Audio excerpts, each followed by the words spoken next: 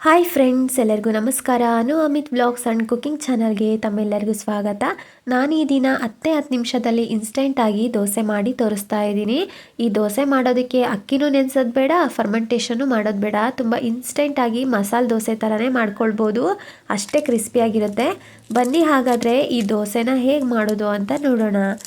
ಈ ಇನ್ಸ್ಟಂಟ್ ದೋಸೆ ಮಾಡೋದಕ್ಕೆ ನಾನಿಲ್ಲಿ ಸಣ್ಣ ರವೆ ತೊಗೊಂಡಿದ್ದೀನಿ 1 ಕಪ್ಪಷ್ಟು. ಹಾಗೆ 1 ಕಪ್ಪಷ್ಟು ನೀರು ಹಾಕ್ಕೊಳ್ತಾ ಇದ್ದೀನಿ. ಯಾವ ಕಪ್ಪಲ್ಲಿ ರವೆ ತೊಗೊಂಡಿದ್ನೋ ಅದೇ ಕಪ್ಪಲ್ಲಿ 1 ಕಪ್ಪಷ್ಟು ರವೆಗೆ ನೀರು ಹಾಕ್ಬಿಟ್ಟು ಮಿಕ್ಸ್ ಮಾಡ್ಕೊಳ್ತಾ ಇದ್ದೀನಿ. ಸೊ ಈ ರೀತಿ ಮಿಕ್ಸ್ ಮಾಡಿಬಿಟ್ಟು ಒಂದು 10 ನಿಮಿಷ ರವೆನ ನೆನೆಯೋದಕ್ಕೆ ಬಿಡಬೇಕು. ಸೊ ನಾನಿಲ್ಲಿ ನೋಡಿ ನೀಟಾಗಿ ಮಿಕ್ಸ್ ಮಾಡಿಬಿಟ್ಟು ಒಂದು ಪ್ಲೇಟ್ ಮುಚ್ಚಿ ಒಂದು 10 ನಿಮಿಷ ನೆನೆಯೋದಕ್ಕೆ ಬಿಡ್ತಾ ಇದ್ದೀನಿ.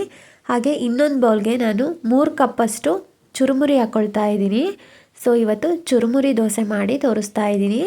ನೀವಿನ್ನೂ ನನ್ನ ಚಾನಲ್ನ ಸಬ್ಸ್ಕ್ರೈಬ್ ಮಾಡದೆ ಈ ವಿಡಿಯೋ ನೋಡ್ತಾ ಇದ್ದರೆ ಪ್ಲೀಸ್ ಸಬ್ಸ್ಕ್ರೈಬ್ ಮಾಡಿಕೊಂಡು ಪಕ್ಕದಲ್ಲಿ ಕಾಣೋ ಬೆಲ್ ಬಟನ್ನ ಕ್ಲಿಕ್ ಮಾಡ್ಕೊಳ್ಳಿ.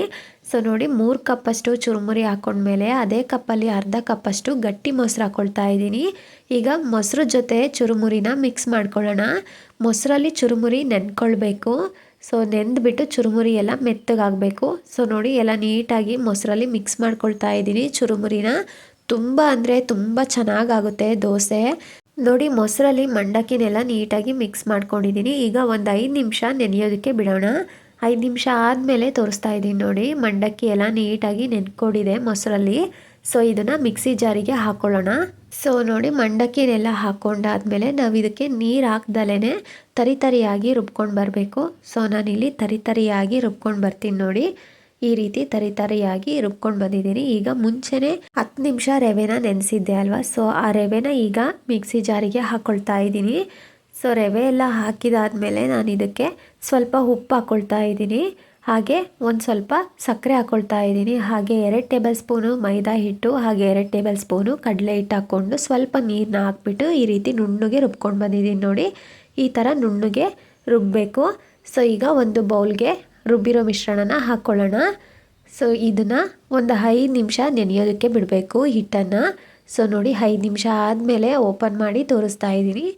ಸೊ ಎಲ್ಲ ಚೆನ್ನಾಗಿ ನೆನ್ಕೊಂಡಿದೆ ಹಿಟ್ಟು. ಸೊ ಈ ಕನ್ಸಿಸ್ಟೆನ್ಸಿಯಲ್ಲಿ ದೋಸೆ ಹಿಟ್ಟು ರೆಡಿ ಮಾಡ್ಕೊಂಡಿದ್ದೀನಿ ನಾನು. ದೋಸೆ ಹಿಟ್ಟು ಭಾಳ ಗಟ್ಟಿಗಿತ್ತು ಅಂತಂದರೆ ಸ್ವಲ್ಪ ನೀರನ್ನ ಹಾಕ್ಕೊಳ್ಳಿ ನೋಡಿ. ಹಾಗೆ ನಾನು 1/4 ಟೇಬಲ್ ಸ್ಪೂನಷ್ಟು ಅಡುಗೆ ಸೋಡಾ ಹಾಕ್ಕೊಂಡಿದ್ದೀನಿ. ಹಾಗೆ ಸ್ವಲ್ಪ ನೀರನ್ನ ಹಾಕ್ಬಿಟ್ಟು ಮಿಕ್ಸ್ ಮಾಡ್ಕೊಳ್ತಾ ಇದ್ದೀನಿ. ಸೊ ಈ ರೀತಿ ಮಿಕ್ಸ್ ಮಾಡಿಕೊಂಡು ದೋಸೆ ಹಿಟ್ಟನ್ನು ರೆಡಿ ಮಾಡ್ಕೊಳ್ಳೋಣ. ನಿಮಗೆ ಅಡುಗೆ ಸೋಡಾ ಹಾಕೋದಕ್ಕೆ ಇಷ್ಟ ಇಲ್ಲ ಅಂತಂದರೆ ಈನೋ ಕೂಡ ಹಾಕ್ಕೊಳ್ಬೋದು.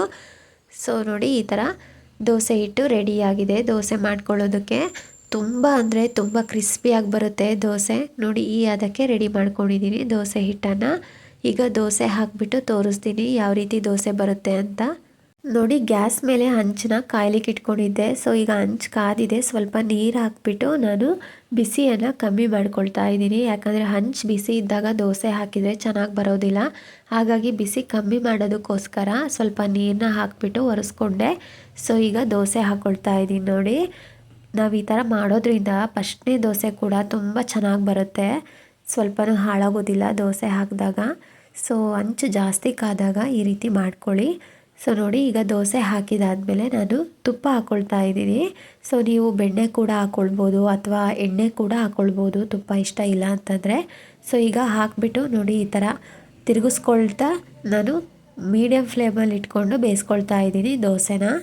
ಸೊ ಈ ರೀತಿ ಬೇಯಿಸ್ಕೊಂಡ್ರೆ ಕ್ರಿಸ್ಪಿಯಾಗಿ ಬರುತ್ತೆ. ಎಲ್ಲ ಕಡೆಯೂ ತುಂಬ ಕಲರ್ಫುಲ್ಲಾಗಿ ಇರುತ್ತೆ. ನಾವಿಲ್ಲಿ ಕಡಲೆ ಹಿಟ್ಟು ಹಾಕಿರೋದ್ರಿಂದ ಕಲರು ತುಂಬ ಚೆನ್ನಾಗಿ ಬರುತ್ತೆ ದೋಸೆದು.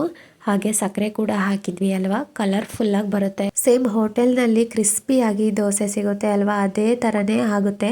ಸೊ ನೋಡಿ ಚೆನ್ನಾಗಿ ಎಲ್ಲ ರೋಸ್ಟ್ ಆದಮೇಲೆ ದೋಸೆ ಸೈಡಲ್ಲೆಲ್ಲ ಬಿಟ್ಕೊಂಡಿರುತ್ತೆ. ಸೊ ಆವಾಗ ಈ ರೀತಿ ನಾವು ರೋಲ್ ಮಾಡಿಕೊಂಡ್ರೆ ಆಯಿತು. ಮಸಾಲೆ ದೋಸೆ ಥರ ಚುರುಮುರಿ ದೋಸೆ ರೆಡಿ ಆಯಿತು ನೋಡಿ. ಎಷ್ಟು ಕಲರ್ಫುಲ್ಲಾಗಿ ಎಷ್ಟು ಸಖತ್ತಾಗಿ ಬಂದಿದೆ ಅಂತ, ತುಂಬ ಕ್ರಿಸ್ಪಿಯಾಗಿ ಬಂದಿದೆ.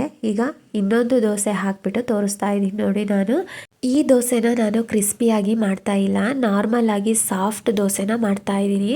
ಈ ದೋಸೆ ಹಿಟ್ಟಲ್ಲಿ ನಾವು ಕ್ರಿಸ್ಪಿಯಾಗಿ ದೋಸೆ ಕೂಡ ಮಾಡ್ಕೊಳ್ಬೋದು, ಹಾಗೆ ಸಾಫ್ಟ್ ದೋಸೆ ಕೂಡ ಮಾಡ್ಕೊಳ್ಬೋದು. ತುಂಬ ಚೆನ್ನಾಗಿ ಬರುತ್ತೆ ದೋಸೆಗಳು ಮಾತ್ರ. ಈಗ ಸ್ವಲ್ಪ ತುಪ್ಪ ಹಾಕ್ಕೊಳ್ತಾ ಇದ್ದೀನಿ ನಾನು. ಸೊ ನೀವು ತುಪ್ಪದ ಬದಲು ಎಣ್ಣೆ ಕೂಡ ಹಾಕ್ಕೊಳ್ಬೋದು. ಸೊ ಒಂದು ಸೈಡು ಬೇಯಿಸ್ಕೊಂಡಾದ್ಮೇಲೆ ನೋಡಿ ಉಲ್ಟಾ ಹಾಕ್ಬಿಟ್ಟು ಇನ್ನೊಂದು ಸೈಡ್ ಬೇಯಿಸ್ಕೊಳ್ತಾ ಇದ್ದೀನಿ. ಸೊ ಈ ಸಾಫ್ಟ್ ದೋಸೆ ಮಾಡ್ಕೊಳ್ಳೋದಕ್ಕೆ ಮೀಡಿಯಮ್ ಫ್ಲೇಮ್ ಅಂತ ಏನು ಇಲ್ಲ, ಹೈ ಫ್ಲೇಮಲ್ಲೇ ಬೇಯಿಸ್ಕೊಳ್ಬೋದು. ಸೊ ನೋಡಿ ಎರಡು ಸೈಡು ಬೇಯಿಸ್ಕೊಂಡ್ಮೇಲೆ ನಾನು ತಗೊಂಡಿದ್ದೀನಿ. ತುಂಬ ಸಾಫ್ಟಾಗಿ ತುಂಬ ಚೆನ್ನಾಗಿ ಬಂದಿದೆ ದೋಸೆ. ನೋಡಿ ನಾನು ದೋಸೆ ಹಾಕಿಬಿಟ್ಟು ಪ್ಲೇಟ್ಗೆ ಸರ್ವ್ ಮಾಡ್ಕೊಂಡಿದ್ದೀನಿ. ಎಷ್ಟು ಚೆನ್ನಾಗಿ ಬಂದಿದೆ ದೋಸೆ ಅಂತ. ಸೊ ಕ್ರಿಸ್ಪಿಯಾಗಿ ಸೇಮ್ ಹೋಟೆಲ್ನಲ್ಲಿ ಸಿಗುತ್ತೆ ಅಲ್ವಾ ಮಸಾಲೆ ದೋಸೆ, ಅದೇ ಥರನೇ ಇದೆ. ಸೊ ಅಷ್ಟೇ ಕ್ರಿಸ್ಪಿಯಾಗಿದೆ. ಸೊ ನಿಮಗೆ ಸೌಂಡ್ ಕೇಳಿಸ್ತಿದೆ ಅಂತ ಅಂದ್ಕೊಂಡಿದ್ದೀನಿ. ತುಂಬ ಅಂದರೆ ತುಂಬ ಚೆನ್ನಾಗಾಗಿದೆ ಕ್ರಿಸ್ಪಿಯಾಗಿ. ಸೊ ನಿಮ್ಮೆಲ್ಲರಿಗೂ ಇವತ್ತು ತೋರಿಸಿರುವಂತಹ ಇನ್ಸ್ಟಂಟ್ ಚುರುಮುರಿ ದೋಸೆ ರೆಸಿಪಿ ಇಷ್ಟ ಆಗಿದೆ ಅಂತ ಅಂದ್ಕೊಂಡಿದ್ದೀನಿ. ಇಷ್ಟ ಆಗಿದ್ದರೆ ಪ್ಲೀಸ್ ನನ್ನ ಚಾನಲ್ನ ಸಬ್ಸ್ಕ್ರೈಬ್ ಮಾಡ್ಕೊಳ್ಳಿ, ಹಾಗೆ ಲೈಕ್ ಮಾಡಿ, ನಿಮ್ಮ ಫ್ರೆಂಡ್ಸ್ಗೆ ಫ್ಯಾಮ್ಲೀಸ್ಗೆಲ್ಲ ಈ ವಿಡಿಯೋನ ಶೇರ್ ಮಾಡಿ. ಹಾಗೆ ನೀವು ಕೂಡ ಟ್ರೈ ಮಾಡಿ ಹೇಗೆ ಬಂತು ಅಂತ ಕಮೆಂಟ್ ಮಾಡೋದು ಮಾತ್ರ ಮರಿಬೇಡಿ. Thank you for watching.